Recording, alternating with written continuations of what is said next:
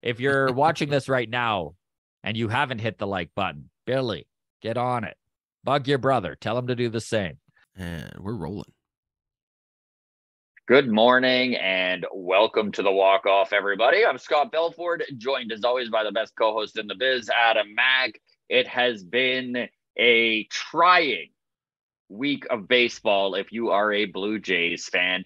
You know what keeps going through my head, Adam, and I know I'm only torturing myself by doing this, but I can't help but think back to the ninth inning against Seattle in that final game at home of the homestand. 2 outs, bottom of the ninth, 3-2 count, and Jimmy Garcia paints the corner and doesn't get the call. Like we were just one strike away from, I'm not saying that this losing streak wouldn't have happened in Boston anyways, but man, that strike, I can't stop thinking about it. And I know that's not how baseball works. And I know that being just a little pouty baby is not the way to go about it either. Like the amount of times my wife has been like, "What's wrong, Scott?" And I'm like, just thinking about the Blue Jays. And she's like, "Stop it." I'm just picturing you like with your head leaned against a rainy window, just like, yeah. That's exactly. Okay, so we do have lots to talk about here, so we are going to get to it. We'll get into this 5-game losing streak, and thank goodness they're getting the fact out of Boston. We have 3 studs and a dud, and buddy, you had to really you had to do some digging to find 3 studs. Digging this week. Yeah, the toxic positivity really came out this morning. So we've got this week's preview. The team is in Pittsburgh and Philadelphia, and gang, so am I. Hey. I'm pretty pumped. I'm actually in Meadville, Pennsylvania, as we speak, about an hour, 15 minutes from Pittsburgh. Taylor, my wife, and I, we got up at 3:30 a.m. yesterday. We hopped on a 6 a.m. flight to Toronto, got in there at noon, rented a car, drove down to Meadville. We got into Pennsylvania around 7 p.m. It was a long day, and did not catch the Gossman start. Which I had time. I had time. We got in and it was the 4th inning and I looked and it was 11-3. Pretty tough to motivate yourself to turn on a game when it's 11-3 after 4 straight losses. Yeah. But from what it looks like, Gauze did not have it last night. Not locating his spots, getting hit hard. Obviously, we are going to talk about that. Springer is slumping big time. We're going to talk about a possible batting order shakeup and what it would look like. Ricky Tiedemann, it just felt like it was raining and pouring yesterday. Ricky Tiedemann pulled from his game with New Hampshire Fisher Cats, AA affiliate of the Blue Jays last night in the 4th inning. We'll talk that, give an update. There's not much of one, but we will get into it. And then we are going to do a full minor league Blue Jays roundup update on what's going on with some of those guys like Hagen Danner, Yasser Zuleta, Spencer Horowitz, and Mitch White update. And then we'll also, that's how we'll wrap things up there. We'll tease MLB Mondays, our new Patreon exclusive. There you go. Yes. Okay, before we get right into it, buddy, I want to show you something. Oh, look at that. The Bad Taco! Look at it. Oh, yes. Lovely. So for all of you grounds crew who have been with us and know all about the Bad Taco, this will be available within about a week. So if you're into the Bad Taco merch, yes, we're finally getting merch. There you go. Very good. And my brand new pitching ninja hat. Look at that, eh? Which we are also reselling at a high markup. at a much higher rate than I bought it for, which is already a very high rate. Okay. Let's have you noticed that I've been trying to avoid getting into this first topic, but it is a rough one. The Boston Red Sox. Buddy.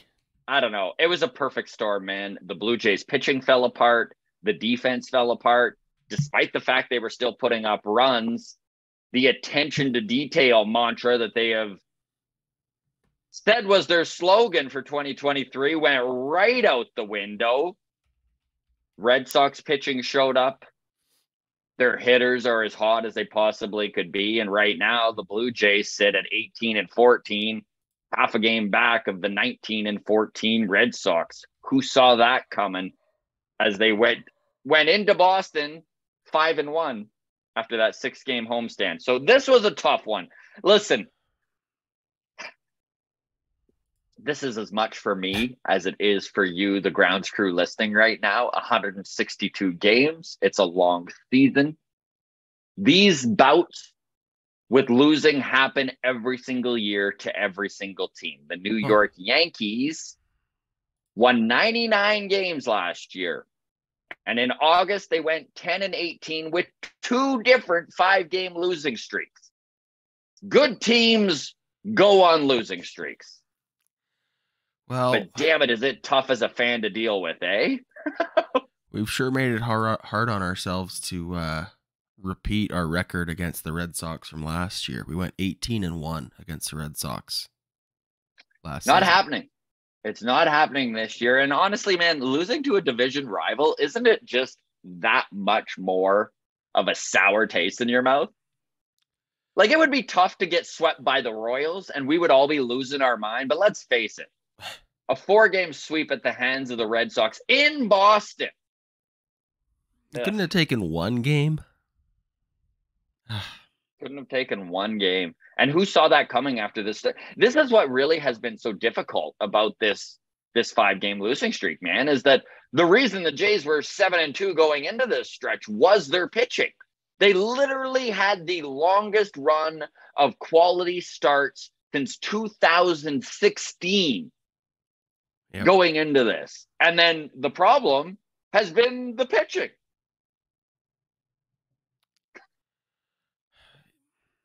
Yeah, I don't even know where to begin with my frustrations. Like, it is Well, let's talk Kevin Gossman briefly. Did you watch his start last night? No, we both missed it. I have a kid with pink eye. I've been being a good dad. How could you? How could you do this? You know what? Well, the Jays are as cold as they possibly could be. She picked a good week to give me an excuse to not watch baseball. Yeah. Well, I was texting with Joel, hey, call me, who watched it, and he was just telling me that Gauze had a rough outing, and they were on his fastball. So I'm not sure if it was... guys have games like this. I don't wish to completely blow this out of proportion, but a 5-game losing streak is really difficult to deal with. And Kevin Gossman is the dude that you were really hoping would come in and be the stopper. You were really hoping he would be the guy to take this team, put him on his shoulders, and end it, right? End this losing streak. I like that. I don't know if it was a Spencer tweet that you shared. It was like Kevin Gossman is supposed to stop the bleeding, not remove the tourniquet. Yes. Great tweet. Just a fantastic tweet. Yes. Yeah, I mean, what else can you say about how ugly the pitching looked? It was a 5-for-5 effort. Yeah, from the pitching staff, like Chris Bassett ERA 7.2, Barrios 8.4, Kikuchi 10.3. Alek Manoah, the best one with what was it? 4 earned runs. I don't know. Like, it was just all across the board. It just felt like the Red Sox had something on us. Mm-hmm. Like, I'm not saying that. I'm definitely not saying this was like a Spygate situation where no. But there's definitely instances where a guy or a pitching staff, or maybe the way the catcher is setting up, there is a tell that gets discovered that isn't necessarily league wide, but someone cracks the code on the way Danny Jansen's setting up behind the plate or whatever. Yes. Right? It felt like something like that because they were just all over us. They absolutely were. And you know what? I do want to talk attention to detail a little bit, because there are just moments throughout this series that were absolutely maddening. And the moment that really stands out to me was Game 3 Fifth inning. The Jays are up 3-2. Dalton Marshall is on third base, and Adam, there is nobody out. And they don't score that run. Yeah. And there are examples of this throughout this series. And it wasn't so much that the offense went completely cold. They just didn't come up big when pitching needed them to bail them out. Yeah. The Chris Bassett start, I think it was, when the Red Sox went up 4-0 in the first inning. And then the offense did kind of bail them out, but then we ended up blowing it. Yeah. In the late innings anyways. That felt just like the perfect omen. Or like the example of what we had waiting for us this week. Yeah. The bullpen let us down too. Like, this is the thing, man. It was a team effort in this losing streak. And so the best thing that this team can do is get the fuck out of Boston, get into Pittsburgh today, ready to turn the page. We are going to do the week preview. Obviously, they're in Pennsylvania. They're playing the Pirates. They're playing the Phillies. They're playing National League teams that haven't seen their pitching. Chris Bassett is familiar with these Pirates players, so hopefully Bassett can kind of dig his heels in and be the Chris Bassett we've seen most of the year. Bassett's had 2 bad starts this season. And this is something that if Adam did the work on this. Adam did the homework. He went over Bassett's starts last year. And Bassett very much is a guy who's either fooling everyone or they know something. The hitters are dialed in on something and they hit him. And it's normally 3 games out of 4.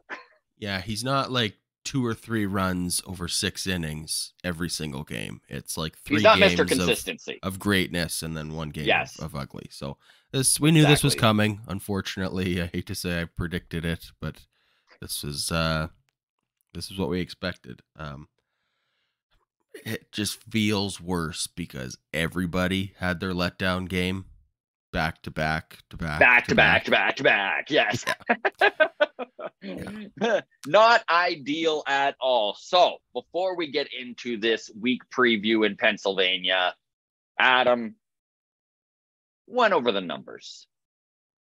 He did his best to find 3 studs and a dud. We could have flipped the script on this and done 3 duds and a stud, but that is not the name. That is not the name of this segment. So Adam, put a little bit of positivity to this. Who amongst these Blue Jays players are worth mentioning as studs over this 5-game losing streak? Well, I guess we'll start with number 3 stud of the week. It's about darn time. Dalton Marshall had himself a decent week. He did.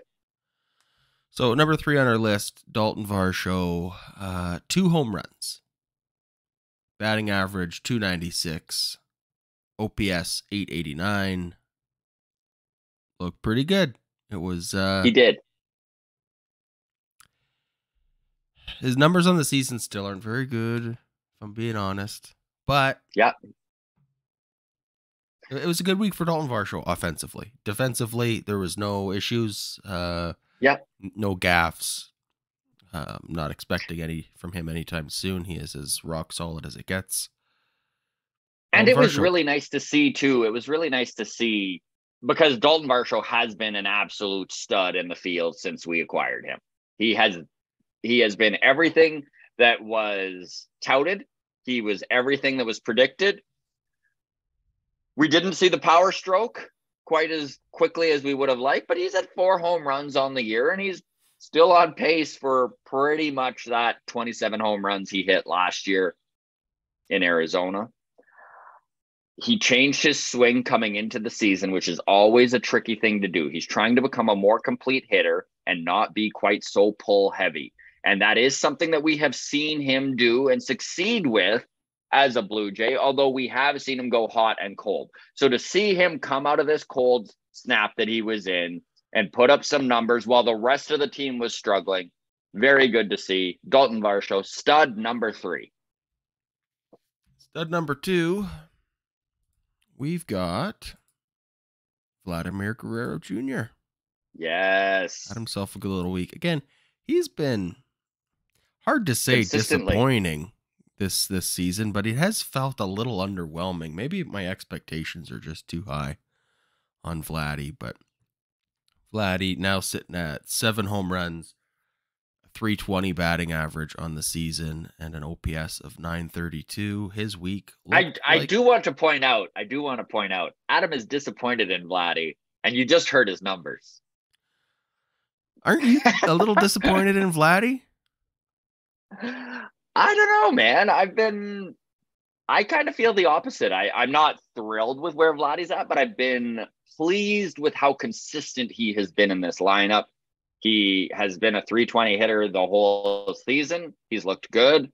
I was hoping for more power. I really was hoping Vladdy would be at double digits by this point. I kind of had this envision of him being around that 2021 power guy, right? Hitting that 45 to 50, and he's more on pace for, it's a 35 home run pace that he's on right now. It's a 35, which, like 40 you got to really deal with hard 35 to home runs. Exactly. We're maybe being a little harsh on the guy, but stud number 2, Vladimir Guerrero Jr.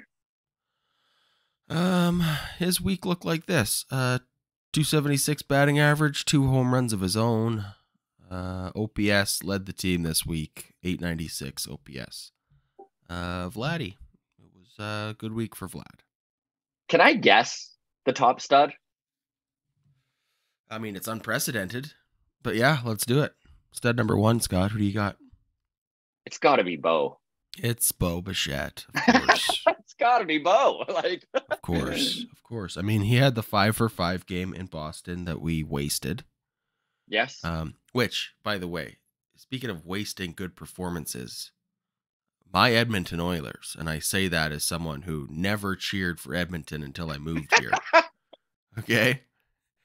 But now, as the proud owner of a Leon Draisaitl jersey, a child's medium, it's my daughter's, but whatever, it's in my house, had a 4-goal effort in game 1 of round 2 there against the Vegas Knights. It wasn't enough. A loss. If you told me Leon Draisaitl scored 4 goals, I'm like, oh, sweet, we're up 1-0 in the series. No, we are not. We lost. So kudos to the Oilers for still finding a way.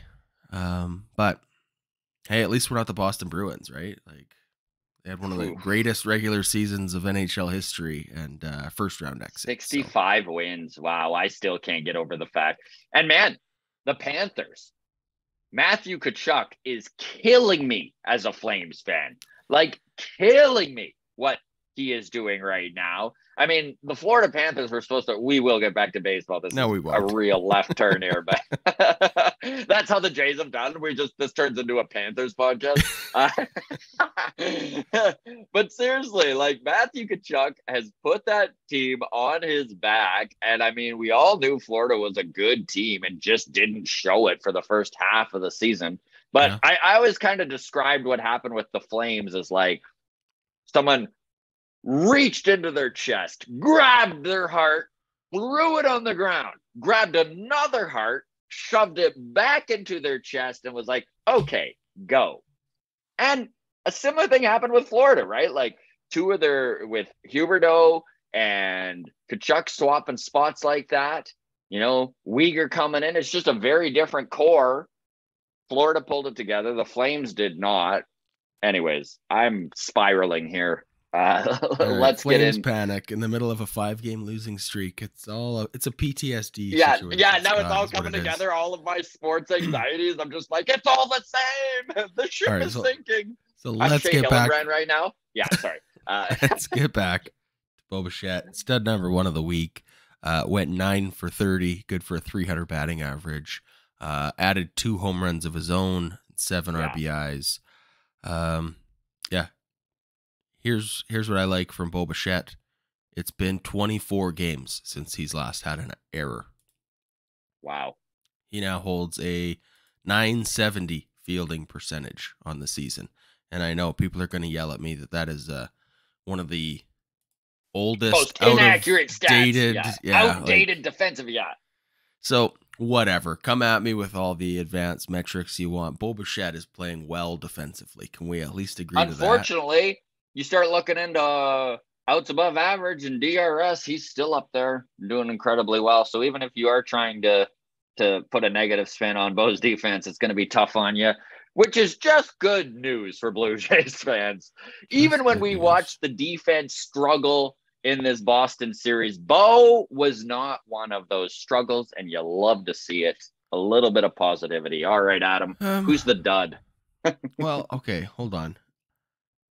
One little asterisk with Bo Bichette. He had the 5-for-5 game against the Red Sox. I think it was the first game of the series against the Red Sox there.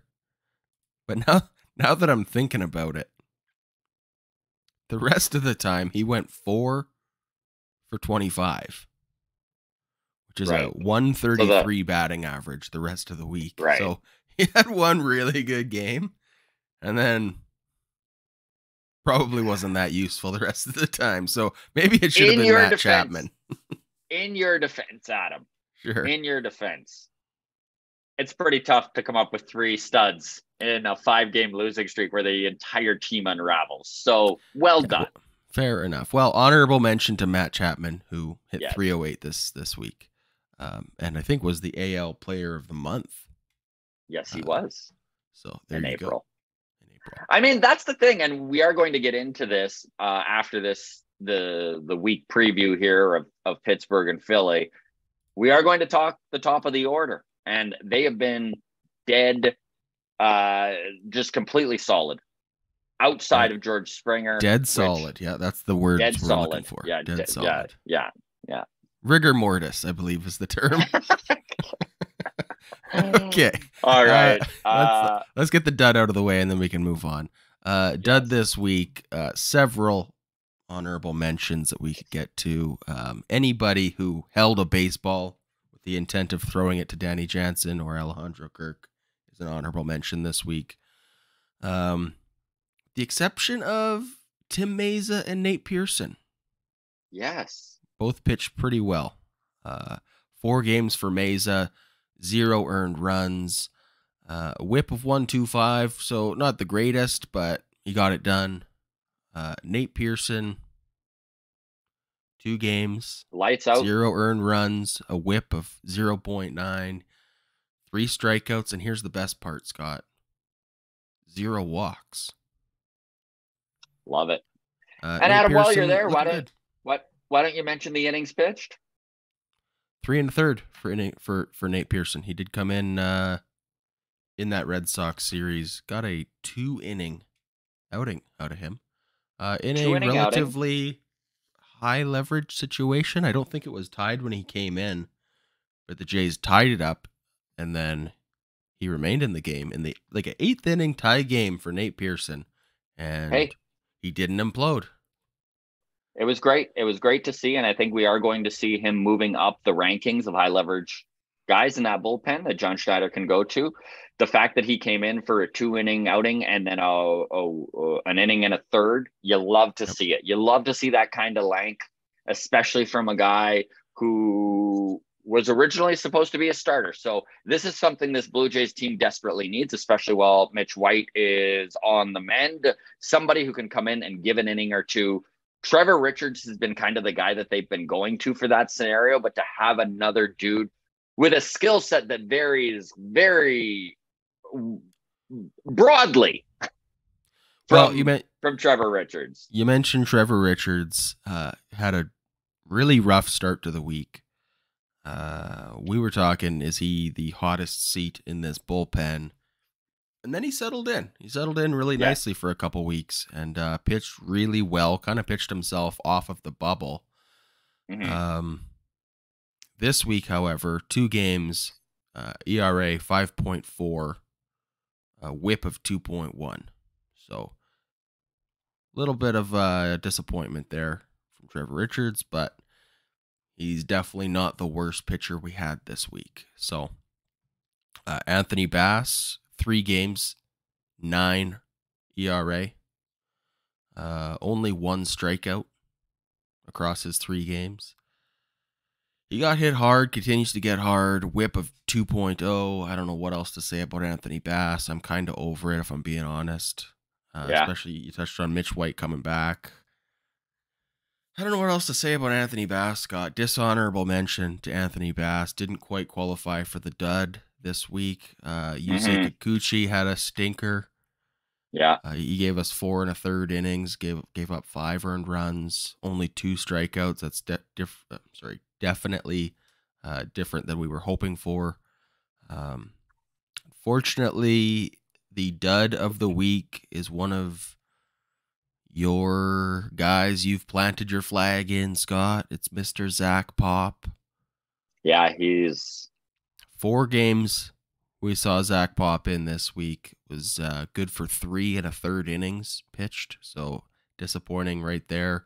A whip of 1.8, just 2 strikeouts. Gave up 3 home runs. This is how you lose games. ERA of 13.5. Yeah, it was very much like, this is how you go on a 5-game losing streak. Is your starting pitching crumbles, your bullpen crumbles, and that is the story of the last 5 games. You know, like, we can cherry pick some good performances, but for the most part, man, it has been a team effort in this skid, and the boys need to get it together. Jordan Romano. They need to flush Boston. Forget Boston. Do not Flush spend time Boston. worrying about it. Like, listen, this is a good team. We're all aware of what this team can do when they're firing on all cylinders, but they had 0 cylinders going. And guess what? If you're just a dead motor, you are going to lose some games. So hopefully they pull things out here in Pittsburgh. Let's get into the Bassett taking the mound today for the Blue Jays. Who do the Pirates have on the mound, Adam? You just expect me to have things ready, don't you? It's Rich Hill. I do have things ready. I know you do. I know how professional you are. Old Man Hill. Versus Old Man Bassett. Old Man Bassett. Rich Hill comes into the game with a 4.18 ERA on the season and a whip of 1.39. So Chris Bassett, 5.18 ERA and a whip of 1.24. Chris Bassett starting the season with a 100 ERA has definitely hurt his numbers, but he has substantially brought that down. And I think with a good start tonight, we're going to see him in those 4s. And the Blue Jays need a good start out of him. Tomorrow, turning the page, Jose Barrios on the mound in the Saturday matchup against the Pirates. The Pirates, who are they putting on the mound? Oh, this is a tough name. Johan Oviedo. I'm so glad that you are pronouncing that and not me. I've got it written down here, and I'm like, I'm not even going to attempt this. Adam's got this. I might have put too many syllables in there. I don't know. He's a 4.78 ERA, a whip of 1.47. Got a lot of walks. Listen, the Pirates are beatable. The Rays just went in there and gave them their first taste of playing a really good team, and they swept them. So the Jays can win this series, and they should win this series. They need a win tonight. We talk about it's early in the season, and to use the term must win too soon is ridiculous. But truly, 5-game losing streak, they need this tonight. And to end they want to win the series, obviously, but I think it's super important. Probably the most important series of the year. I think we have a good chance with Chris Bassett on the mound. I think he's gonna be a bounce back. He's not gonna give us 2 stinkers in a row. So Chris Bassett versus the lefty Richie Hill. I would take the Blue Jays in game 1. Game 2, Jose Barrios. I don't know, man. We'll see. We'll see when Jose shows up. I just been burned so many times, you know? Keep going back to the same boyfriend. He keeps breaking my heart. Don't know what else to tell you. Game 3, we're putting out Yusei Kikuchi. Talk about abusive ex-boyfriends. Yes, your but side here piece. I am, Yeah, loving them anyways. I keep sending them notes in class. Yeah, I'm flirting with him. Look, Yusei Kikuchi having a 4.02 ERA on the season, a 1.24 whip. Strikeouts are high, walks are low. That's good. Home runs are a little higher than we'd like to see. Man, there's another tough name here. How do you say this name? Roansy? Contreras? I could say Contreras. What's the first name? You sure can. Is it Roansy or is it just Roansy? I would have said R. R. Contreras. R. Contreras. Yes. Yeah, damn. Someone's going to point out that, like, no, it's a Brazilian name, so the R is actually an H sound. So it's right, that's right. Contreras. Yes. Anyways. Whoever it is, R. Contreras, taking the ball. I don't know. This is a toss-up game too, Scott. It depends which of our parents shows up. That doesn't make sense. Which of our pitchers shows up? The good you say, the bad you say, the good Barrios, the bad Barrios. I feel like we're due for a good week. It's only 5 games. We have 2 off days. Should rest the bullpen plenty. What else can I say, Scott? I am expecting big things. I'm there. I don't want to come on. Do you know what a travel You are day there it in was Pittsburgh. yesterday? Yes, you are It was there. such a long travel day to get here. So these boys better show up. I'm actually sitting behind the visitors clubhouse. This is the most expensive tickets I've ever bought. T and I gave this trip to her for her birthday. I was there for the bachelor party in September, and she was pretty jealous. And Pittsburgh is a beautiful city. It blew me away. So I was like, we're going in May. The boys look good. So hopefully they show up, because if we need to sit through what the Jays did to any Jays fans that went to Boston for this game, I am going to be choked. Yeah. But I'm positive. Scott will be there. Go say hi to Scott. Go find him. Honestly, and I mean that, if anyone's in Pittsburgh and you see me there, please say hello. There's nothing I would like more than to sit and complain about the Blue Jays with you. Or hopefully, if it's in, Saturday or Sunday, we're talking about what a great win Friday was. Okay. So please, I'm very approachable. I'm going to be in my baseball heaven. Okay. Drinking beer and watching ball outside. This is all I wish out of life. With the wife next to me, it's a dream come true. So please, be friendly. If you're a grounds crew member and you see me, approach me. Philadelphia, same thing. Are you in Philly? Are you sticking around? Are you going to Philly? We're going to Philly afterwards. It's lovely. A quick hour and a half jaunt. So, and of course in Philly, the boys sending out Manoah and, of course, Kevin Gossman. All redemption games for these guys. So hopefully it works out. Are the Phillies good this year, Scott? I didn't think the Phillies were good last year, Adam. What the hell do I know? That's a great point. That is a great point. Phillies sitting at 15-17 on the season. They got a -29 run differential. They're sending Matt Stram to the mound against Alek Manoah. He's got a 3.38 ERA on the season. And Strom's been good. And a whip under 1, 0.98 for a whip. Yeah, Strom's been good. High Ks, low walks, low home runs. That'll be a tough matchup.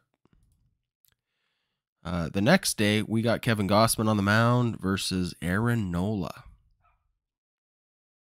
The stud.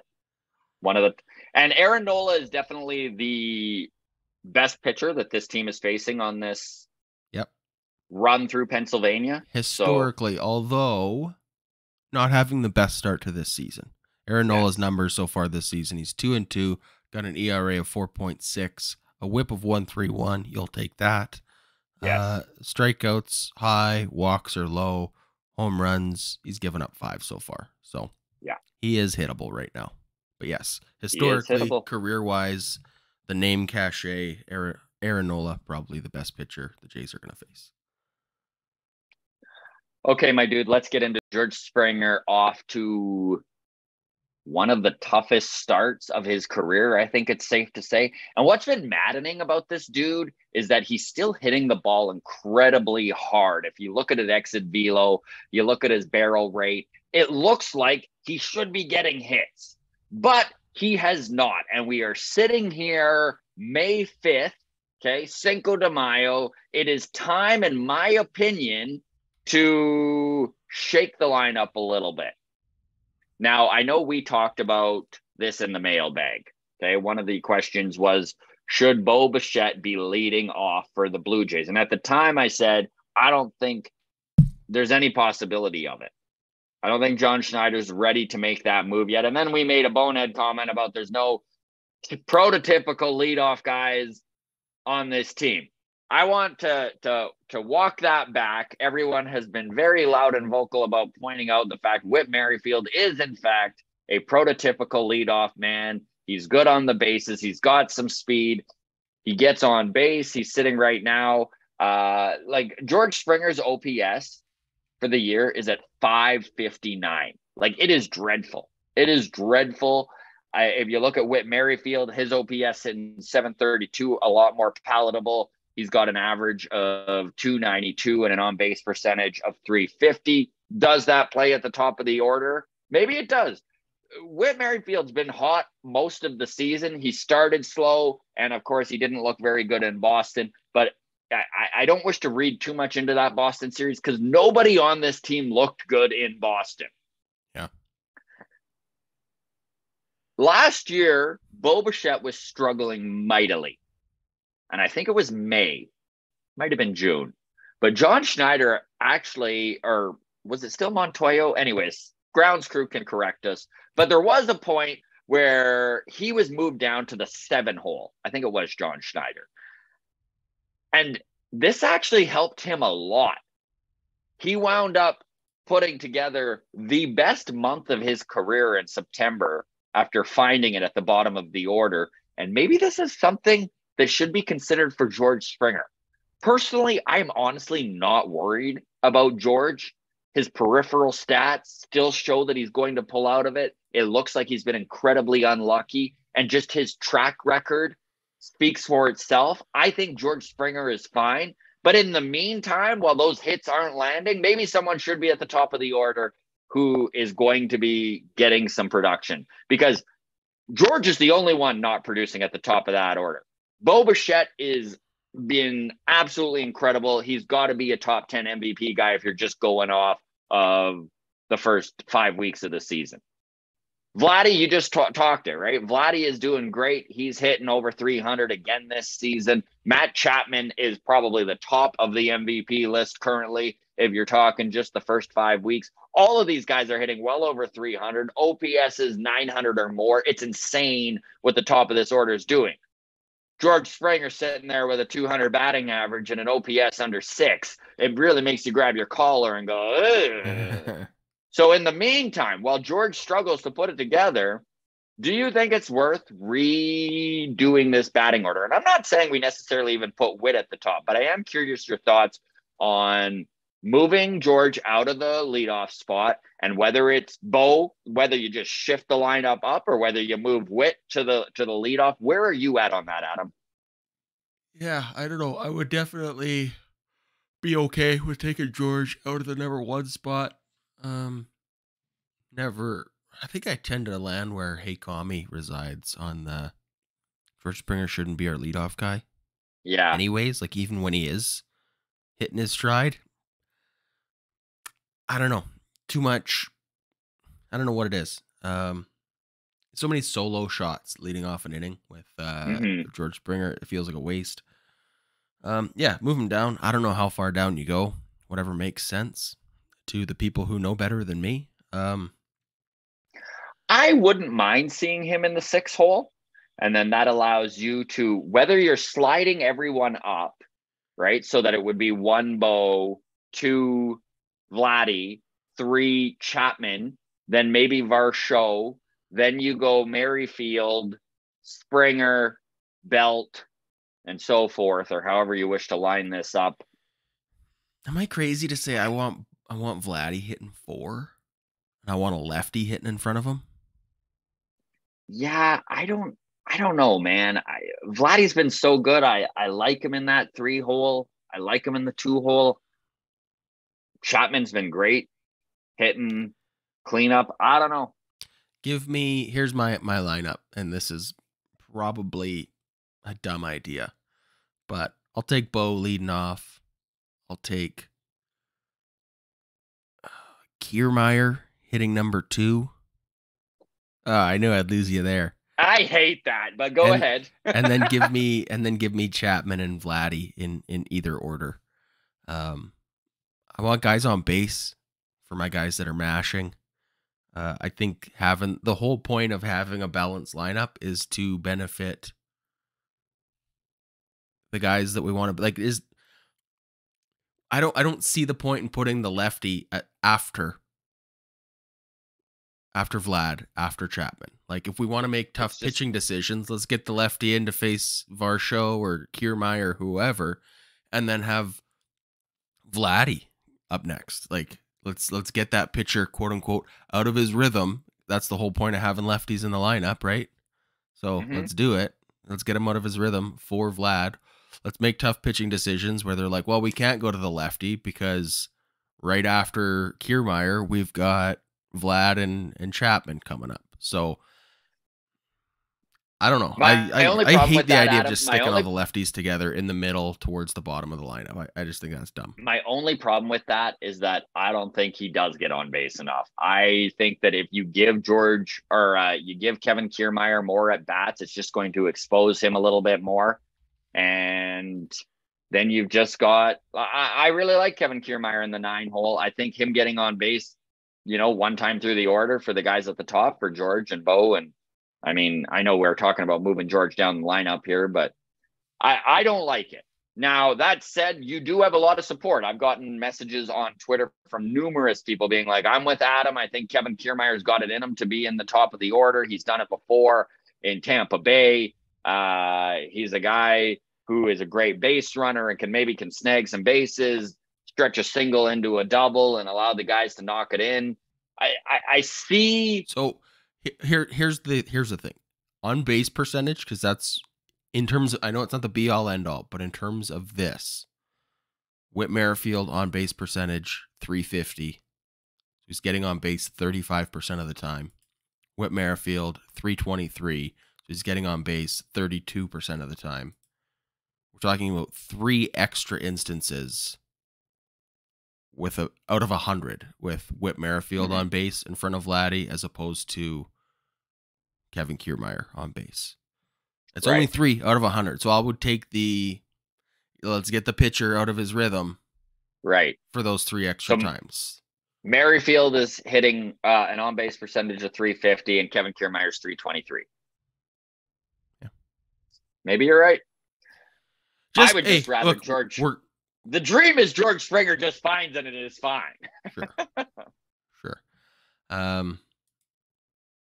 Are you at all worried about George Springer's old? I'm not worried about him. You're not worried about that? I'm honestly not worried about it. Would love to hear from the grounds crew. If you folks out there are freaking out about Springer, let us know. Maybe I'm. He's 33. Maybe I should be worried. Turns 34 this season. Yeah. Injuries are a thing. How old's Brandon Belt? I hate even 35. having a sentence where we're putting those two together, but 35. He's 35. Just turned it. Yeah. Know. George Springer. Look, I hope one thing I will say about this year George and Springer, 3 more years of George Springer. So I hope this isn't the year that he just falls off a cliff. And I really believe it's not. One thing I will say about George Springer, Adam, is it wouldn't surprise me if his role within the batting order does change as he continues to get older. Maybe he becomes a very good cleanup hitter. I think he would fit very well in the 4 hole. That is something that I would be completely into seeing. A Bichette leading off, Vladdy 2, Chapman 3, Springer 4. I think that would be excellent. I know you want the lefty in there to break up the righties, but that top of the order is so potent and their splits are so good that I'm not as concerned about splitting them up at the top, right? Get Varsho hitting 5th, have Whit hitting 6th, so on and so forth. This whole conversation is born out of a 5-game losing streak where we're it is. What can we do to mix things up? Exactly. So both of us are just kind of throwing creativity at the wall and seeing what sticks. Yes. Luckily, folks won't take it that way, and we will be called idiots at one point or another. All right, buddy. Some bad news for Blue Jays fans coming out last night. Ricky Tiedemann, the #1 prospect in this Blue Jays system, Baseball America even put him as a top 30 prospect in all of baseball. He continues to move up the ranks. Lefty that hits 100 miles an hour with elite secondary stuff. You don't see that out of a 20-year-old very often. He was removed from the game in New Hampshire last night. He pitched 3.2 innings in the fourth. They removed him. He was the one who pulled himself from the game. Immediately following a pitch. Now, honestly, bad news, but good news too, to see the kind of maturity out of a young man to know when something's not right and not try and pick through it. Because we see it time and time again, injuries compounded by the fact that a guy goes out there and tries to pitch through it. Hagen Danner talked to us about this, about how he felt something weird in his arm, went back out there and pitched another inning. And who knows if it actually cost him time on the IL, but that is not something you want to see guys do. So the fact that he was honest and came to the forefront about what's going on with his arm, good news for the Blue Jays. No real update on where he is at. Obviously, they're doing some testing to see what's going on. It is a problem with his bicep and his throwing arm. Not that there's ever good news if it's a tear or something like that, but as long as it is not the elbow. Yeah. Yeah. All right. Well, we just want to avoid these. Want to avoid these. No bad tacos. Okay. Well, this transitions well into checking in on our minor league system. Some of the guys that we've been keeping our eyes on. I know I just brought up Hagen Danner, friend of the show, one of those guys on the 40-man roster that this organization's excited about. Was a catcher, throws 100 miles an hour, became a pitcher to save his career. He's got a very good slider and a slightly above average curveball that has just been throwing hitters right off. He looked really good in spring training and then once again had an injury. Now, the good news is he's back. He's throwing 3 innings in New Hampshire, probably just kind of rehabbing and getting his arm right. He is going to be in Buffalo as soon as they feel that he is ready. And he is a guy that I truly believe can contribute to this team this year in 2023. He's got the stuff and he's not young. And when I mean, he's 25, but you know, he's not a kid. Mm-hmm. So he does have the ability to be in those high pressure situations and deal with it. I sent you this article from MLB.com. This was you did. A potential future closer for all 30 teams. Yes. So they went down team by team. Hagen Danner was their suggestion for potential closers for the Toronto Blue Jays. So we're not the only ones who love Hagen Danner. Haggy D, likable guy. And one thing I do love about Haggy is that, you know, like when he got injured, I sent him a quick message and was just like, hey, man, see you on the IL again. All the best. And he was like, thanks so much, boys. Appreciate you. Next time you need me, once I'm pitching again, let me know. He's always been like this. He doesn't want to talk when he's on the IL, and that's 100% fine. But fair enough. I concentrate on getting healthy. But yeah, all the best to Haggy D. Fingers crossed. Would love to see him with this big league club down the road here. Sticking with the bullpen and the pitchers within this system that could contribute to the team in 2023, everyone's eyes have been on young Cuban Yasser Zuleta. He is 24 years old. He has struggled with injury problems throughout his career, but has looked healthy, looked really good in spring training. What is Zuleta looking like currently in that AAA bullpen, Adam? Well, 13 innings pitched across 5 games. He's got an ERA of 5.54, not the best. Yes. He's got a whip of 1.846, not the best. Walks per 9. This is what's getting him into trouble. 7.6 right now. Yes. And this is strikeouts is good. Strikeouts 11.1. Strikeouts per 9. You'll take that. But yeah, it looks like he's struggling with control. Struggling with the long ball as well. He's given up 8 home runs, but you know what? When you're behind in the count, you're going to start giving up some hittable pitches trying to get yourself back into it. So this has been the big struggle with Zuleta, is that he's walking guys and giving up the long ball. That's going to inflate your ERA every time. I mean, WHIP sums it all up. You cannot be giving up almost 2 walks or hits an inning and expect to come out of the other end successful. So Zuleta's still young, working to get things together. He's got the stuff.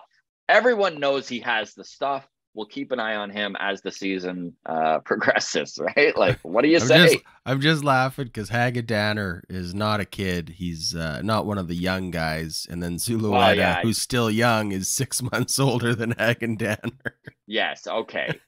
Well, they're both 25, right? 25 and 100 days for Zuleta, 24 and 200 days for Hagen Danner. Okay.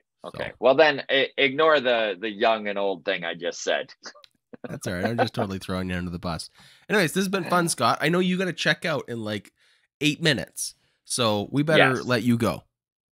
Well, let's wrap up real quick. Mitch White currently rehabbing.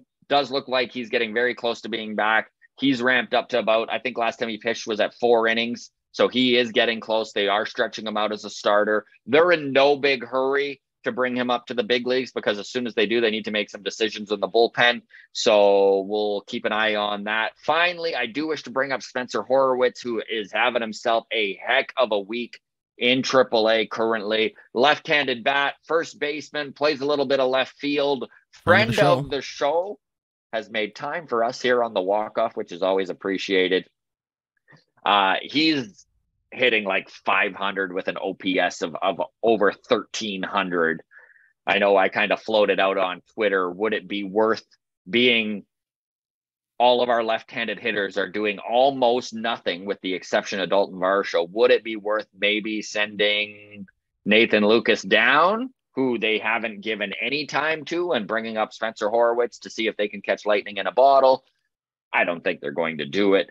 But it's good to see the kid putting up numbers. So last season at AA, he hit 297, showed some power. This year so far, 298, OPS 872. He plays first base, so yeah, is there a log jam in front of him? Absolutely. I'd rather almost see us giving Spencer Horwitz a shot than strutting Brandon Belt out there. I am starting to feel the same way. I mean, listen, Brandon Belt's either got to put it together or they got to eat it, you know? Yeah. We'll see what happens. We'll see what happens. Anyways. All right.